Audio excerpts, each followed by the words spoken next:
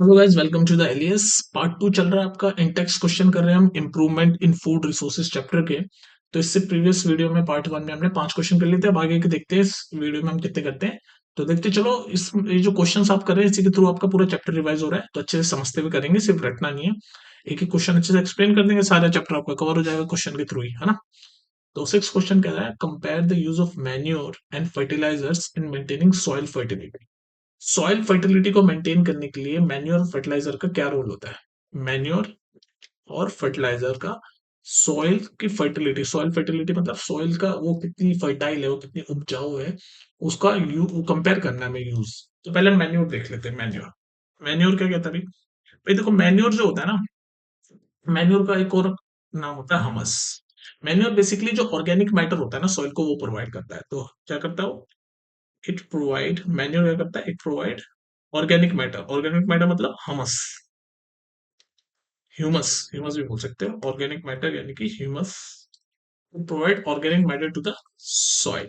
Soil को जो organic matter रहता है वो प्रोवाइड करता है। जैसे अगर कोई सैंडी सॉइल है, सैंडी सॉइल है, तो उसमें वाटर रिटेंशन की कैपेसिटी इंक्रीज कर देता है। सैंडी सॉइल में क्या करता है, water retention, water retention, retention मतलब इंग्लिश का शब्द मतलब वाटर को पकड़ के रखने की, रोक के रखने की, रिटेंशन। तो वाटर रिटेंशन की कैपेसिटी इंक्रीज हो जाती है, वाटर रिटेंशन कैपेसिटी इंक्रीजेस। और अगर कोई क्लेई सॉइल है, क्लेई चिकनी मिट्टी टाइप सॉइल है, तो उसमें ड्रेन, वाटर को ड्रेन करने की कैपेसिटी इंक्रीज कर देता है। तो आप देख रहे हो मैन्योर का क्या काम है। मैन्योर देखो, ऑर्गेनिक मैटर सॉइल को प्रोवाइड करता है, जिसको आप ह्यूमस बोलते हैं। सैंडी सॉइल होती है तो उसमें वाटर रिटेंशन की कैपेसिटी इंक्रीज कर देता है। अगर क्ले सॉइल होती है तो उसमें ड्रेनेज की कैपेसिटी इंक्रीज कर देता है। तो देख लो मैन्योर कितना इंपॉर्टेंट है। दूसरी बात मैन्योर क्या करता है, दूसरी बात मैन्योर ये करता है कि जो सॉइल के जो ऑर्गेनिज्म होते हैं ना, सॉइल ऑर्गेनिज्म जिसको हम बोलते हैं फ्रेंडली बैक्टीरिया, वो भी प्रोवाइड करता है। तो manure provides, manure provides soil organism, soil organism to the soil. The soil organism कौन से होते हैं, सॉइल ऑर्गेनिज्म जैसे फ्रेंडली बैक्टीरिया बोलते हैं, फ्रेंडली, जो कि अच्छे होते हैं सॉइल की फर्टिलिटी को इंक्रीज करने के लिए। ये बैक्टीरिया अच्छे होते हैं तो इसलिए इनको बोलते हैं फ्रेंडली बैक्टीरिया, क्योंकि अच्छे होते हैं। तो ये जो फ्रेंडली बैक्टीरिया होते हैं मैन्यूर्स के अंदर होते हैं, तो ये मैन्यूर्स सॉइल को प्रोवाइड करती है। ये फ्रेंडली बैक्टीरिया देखो, आपके नाइन्थ में हो अभी आप, तो इतना नाम वाम होगा नहीं, लेकिन लिख लो एक दो नाम। एजेडोबैक्टर, ये होता है एक तरह का फ्रेंडली बैक्टीरिया। और एक होता है फ्लेवो बैक्टीरियम। और भी बहुत सारे होते हैं, पर ये दो नाम अगर आपसे कोई पूछ ले फ्रेंडली बैक्टीरिया कौन कौन से होते हैं, तो ये दो नाम बोल सकते हैं, एजेटोबैक्टर और फ्लेवोबैक्टीरियम। ये जरूरी नहीं है, आप नाइन्थ में आपके नाम वाम नहीं दे रखे बुक में, लेकिन बस आपको इतना पता होना चाहिए कि मैन्योर जो होता है वो सॉइल ऑर्गेनिज्म, जो जिसको फ्रेंडली बैक्टीरिया होते हैं, वो भी प्रोवाइड करता है। तो ये हो गया मैन्योर का काम। अब आते हैं फर्टिलाइजर को। फर्टिलाइजर को हम दूसरे कलर से समझ लेते हैं, ब्लू कलर से। फर्टिलाइजर, फर्टिलाइजर्स, फर्टिलाइजर क्या करता है भाई। फर्टिलाइजर देखो, सबसे पहले ध्यान रखना कि अगर हम ज्यादा फर्टिलाइजर यूज कर लें, एक्सेस में फर्टिलाइजर अगर हम यूज कर लें, तो वो सॉइल की जो, सॉइल में ना ड्राइनेस पैदा कर देता है। इस वजह से सॉइल इरोजन होने की चांसेस बढ़ जाते हैं। तो फर्टिलाइजर हम ज्यादा यूज नहीं कर सकते। तो हम लिख सकते हैं, ये पूछा ना भाई क्या क्या इंपैक्ट होता है, तो मैन्योर के इंपैक्ट तो मैंने बता दिया। फर्टिलाइजर का बता रहा हूँ, अगर if in excess, use of excess fertiliser, अगर हम एक्सेस मतलब अगर हम ज्यादा यूज करें, use of excess fertilisers can cause soil erosion. Soil erosion मतलब सॉइल की जो टॉप लेयर होती है ना, वो हट जाती है, वो रिमूव हो जाती है, जिसकी वजह से सॉइल की फर्टिलिटी भी कम हो जाती है, सॉइल इरोजन हो जाता है और ड्राइनेस आ जाती है सॉइल में। तो अगर हम ज्यादा इसलिए फर्टिलाइजर यूज नहीं कर सकते, एक्सेस फर्टिलाइजर यूज नहीं कर सकते, क्योंकि it can cause soil erosion. और दूसरी भाषा में क्या बोल सकते हैं, it increase the dryness, it leads या it increases dryness in soil, it increases dryness, सूखापन बढ़ जाता है, which is not good for fertility, fertility के लिए गुड नहीं होता। तो एक्सेस फर्टिलाइजर हम यूज नहीं कर सकते। और क्या फर्टिलाइजर का क्या काम है भाई, फर्टिलाइजर जो है ना, अगर हम ज्यादा फर्टिलाइजर यूज करें, मतलब जैसे एक्सेस फर्टिलाइजर मैंने बोला, अगर हम ज्यादा कंटिन्यूसली फर्टिलाइजर यूज करते हैं, तो जो ऑर्गेनिक मैटर होता है ना सॉइल के, ऑर्गेनिक मैटर वो कम हो जाता है। दूसरा, सॉइल की पोरोसिटी कम हो जाती है। पोरोसिटी मतलब, ये पोरोसिटी देखो यहाँ लिख रहा हूँ सेकंड पॉइंट, कि अगर हम एक्सेस फर्टिलाइजर यूज करें तो reduces it reduces the porosity. Porosity मतलब पोरस मतलब ऐसे हल्के हल्के छोटे छोटे छेद होते हैं ना सॉइल में, ऐसे छेद जिनके थ्रू सारे ऑर्गेनिक मैटर वगैरह ट्रैवल होते हैं, जिसके थ्रू वो एब्जॉर्ब करती है चीजें। तो वो पोरोसिटी रिड्यूस हो जाती है, मतलब वो छेद बंद हो जाते हैं। छेद बंद हो जाते हैं तो वो जितने भी न्यूट्रिएंट्स हैं, ऑर्गेनिक मैटर है, वो सब रिड्यूस हो जाता है। तो इसलिए हम ज्यादा फर्टिलाइजर यूज करना अच्छा नहीं मानते। तो अगर हम एक्सेस फर्टिलाइजर करते हैं तो क्या होता है, it reduces the porosity. Porosity मतलब छिद्र, हिंदी में बोलते हैं ना छिद्र, छेद, छोटे छोटे छेद होते हैं, बिल्कुल माइक्रोस्कोपिक छेद, वो उसके कम हो जाते हैं। क्योंकि माइक्रोस्कोपिक छेद कम हो जाना बेकार इसलिए है क्योंकि उन्हीं के थ्रू तो न्यूट्रिएंट एब्जॉर्ब करती है सॉइल। अगर वही बंद हो जाएंगे तो फिर रिड्यूस हो जाएंगे, तो यानी कि फिर वो सॉइल एब्जॉर्ब नहीं कर पाएगी न्यूट्रिएंट। तो इसलिए ज्यादा फर्टिलाइजर यूज नहीं करना चाहिए। तो it reduces the porosity of the soil अगर हम एक्सेस फर्टिलाइजर यूज करें।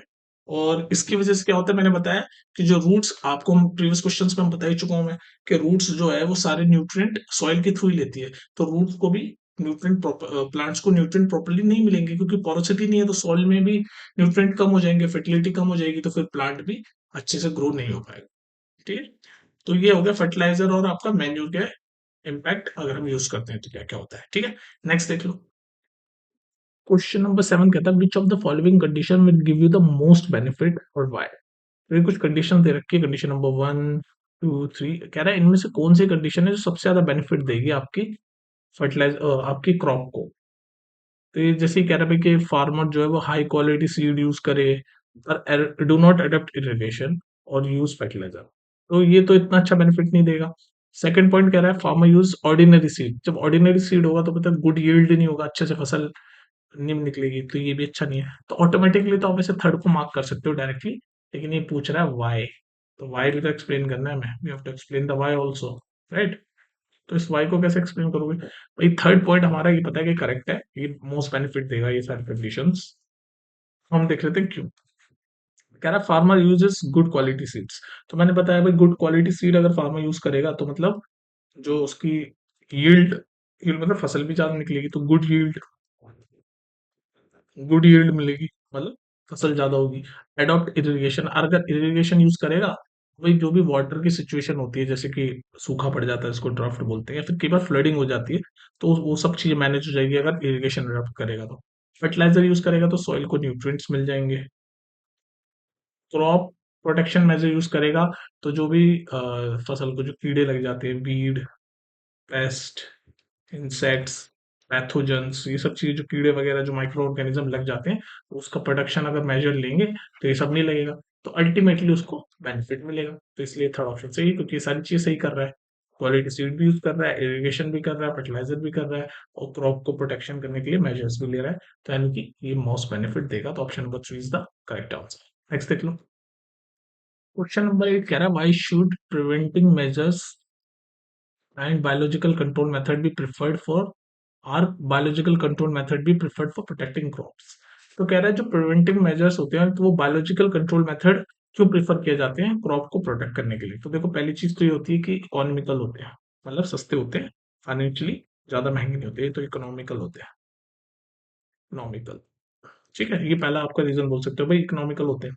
दूसरी बात होती है pollution, biological control method use करेंगे तो भाई मिनिमम पॉल्यूशन होगा, तो मिनिमम पॉल्यूशन होगा इनसे, तो इसलिए हम बायोलॉजिकल कंट्रोल मेथड यूज करते हैं, क्योंकि मिनिमम पॉल्यूशन होगा। दूसरी बात यह है कि जो सॉइल की फर्टिलिटी पे है उस पर कोई इफेक्ट, बुरे इफेक्ट नहीं करते। जो जो सॉइल की फर्टिलिटी है उसके इफेक्ट को रिड्यूस करते हैं बेसिकली। तो क्या बोल सकते हैं हम, they minimize the adverse effects, adverse effects on soil fertility. मतलब सॉइल की जो फर्टिलिटी है, जो उपजाऊ है, सॉइल की मिट्टी की जो उपजाऊ कैपेसिटी है, उसको एडवर्सली मिनिमम इफेक्ट करते हैं। एडवर्सली मतलब गलत तरीके से इफेक्ट नहीं करते सॉइल फर्टिलिटी को बेसिकली।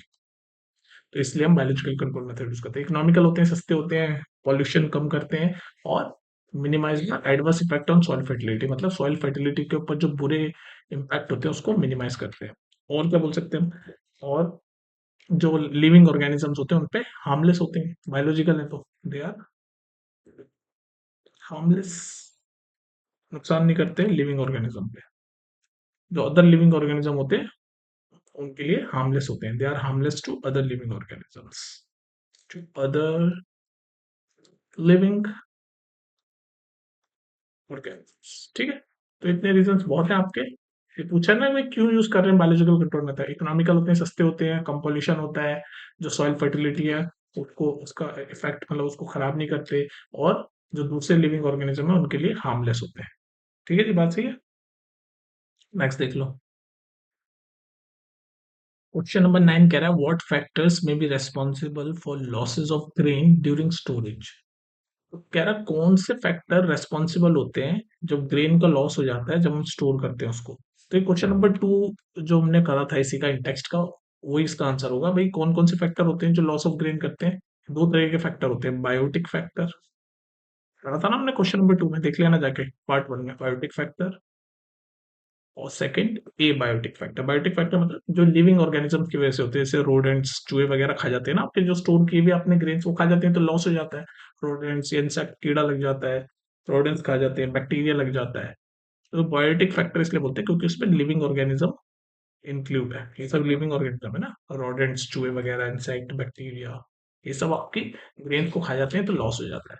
Biotic factor. और ए बायोटिक फैक्टर मतलब, ये बायोटिक फैक्टर मतलब कि भाई अगर मान लो हीट ज्यादा हो गई तो खराब हो जाएंगे, या कोल्ड ज्यादा हो गई है ना, या पानी पानी ज्यादा मतलब आपका प्रोड्यूस हो गया, या कुछ भी जो भी फैक्टर होते हैं, जो भी नॉन लिविंग फैक्टर्स होते हैं, हीट बढ़ गई, कोल्ड बढ़ गया, या फिर जो टेम्परेचर जहाँ पर स्टोर कर रखा है वो अप्रोप्रिएट नहीं है उस ग्रेन के लिए, तो वो खराब हो जाएगा तो लॉस हो जाएगा, है ना। तो बेसिकली क्वेश्चन नंबर 2 से मिलता जुलता है बिल्कुल, कि कौन कौन से फैक्टर, ये टाइप दो फैक्टर है, बायोटिक फैक्टर और abiotic factor. Biotic factor के एग्जाम्पल ये, और ए बायोटिक फैक्टर मतलब हीट, कोल्ड, या कोई भी टेम्परेचर, या कोई भी ऐसी नॉन लिविंग थिंग, या जहाँ पर स्टोर किया हो कुछ खराब हो जाए, उसकी वजह से लॉस ऑफ ग्रेन हो जाता है। नेक्स्ट देखिए क्वेश्चन नंबर 10। क्वेश्चन नंबर 10 कहता है which method is commonly use for improving cattle breeds. कौन सा ऐसा मेथड है जो कॉमनली हम यूज करते हैं कैटल ब्रीड को, कैटल की जो प्रजाति होती है, ब्रीड होती है, स्पीशी होती है, उसको इम्प्रूव करने के लिए, और क्यों। तो देखो सबसे कॉमन मेथड जो हम यूज करते हैं उसको बोलते हैं क्रॉस ब्रीडिंग।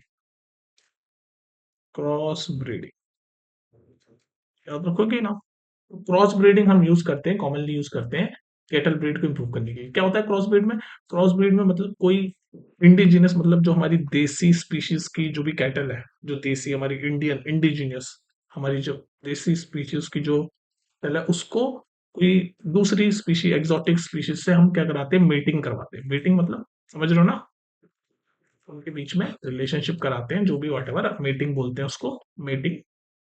ठीक है, ताकि जो रिजल्ट आए वो दोनों दोनों ब्रीड का मिक्सचर है, जिसको हम इसी प्रोसेस को हम बोलते हैं क्रॉस ब्रीडिंग। क्रॉस क्रॉस हो रहा है ना कि भाई इंडिजिनियस ब्रीड की कैटल और कोई दूसरी एग्जॉटिक मतलब बाहर की कोई ब्रीड की कैटल के बीच में मेटिंग करवा देते हैं, ब्रीडिंग। तो उससे क्या होता है, जो फिर जो नई ब्रीड बनती है उसको हम बोलते हैं, वो अच्छी क्वालिटी की होती है, उससे क्या है ब्रीडिंग, कैटल की जो ब्रीड होती है वो इम्प्रूव होती है, तो इसको बोलते हैं क्रॉस ब्रीडिंग। ठीक है, इट्स वेरी।